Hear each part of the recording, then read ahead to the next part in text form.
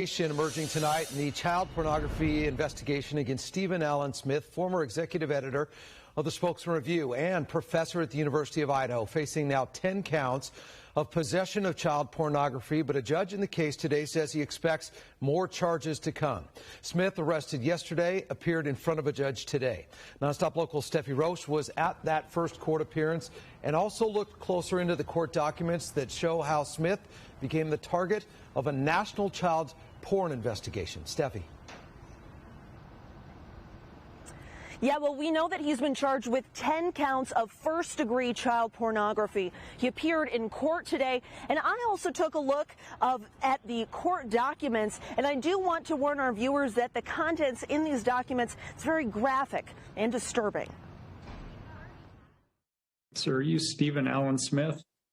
Yes, Your Honor. Homeland Security Investigations, or HSI, began looking into this case in March. According to the court docs, HSI Bowling Green was investigating minor victims who were using social media to send sexual abuse material in exchange for monetary payments using Cash App.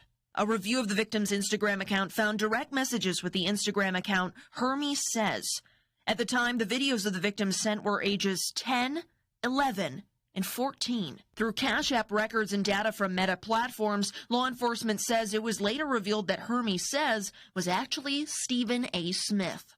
These documents include a summary of the Cash App payments to one of the minor victims. Images and videos displayed female minor victims between the ages of 10 and 15 in sexually explicit acts. The doc shows Smith possessed a file that contained 1,735 videos that featured videos of minor females posing nude and performing sexual acts. According to the court documents, one of the Homeland Security Investigations agents reported that there was enough evidence from the case and from the chat conversations between Smith and one of the minor victims that shows Smith knew their age while he was communicating and paying for the sexually explicit videos and content. Investigators served the search warrant Thursday, and court documents say Smith was actively downloading child pornography when they arrived at his home. According to the documents, investigators asked Smith if they knew why he was there.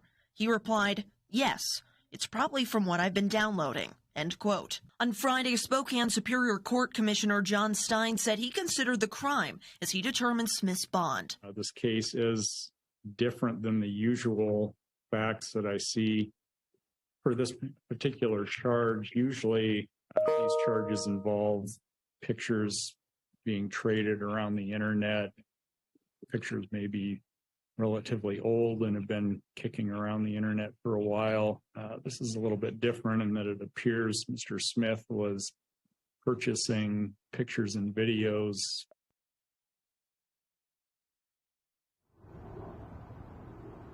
And Smith is held on a $25,000 bond. His arraignment will be August 1st at 9 a.m. Reporting live in Spokane, I'm Steffi Roche, Nonstop Local.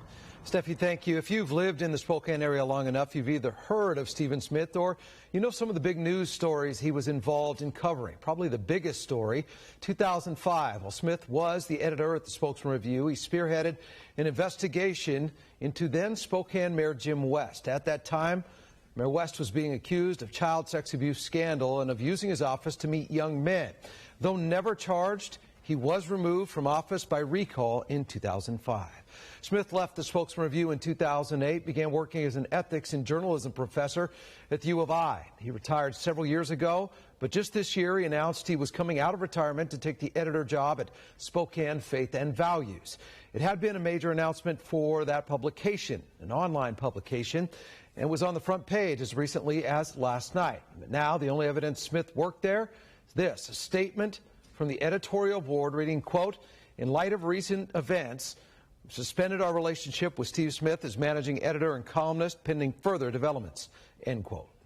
We've talked with former students of Smith's from the University of Idaho, none going on camera, all saying they were stunned by the news.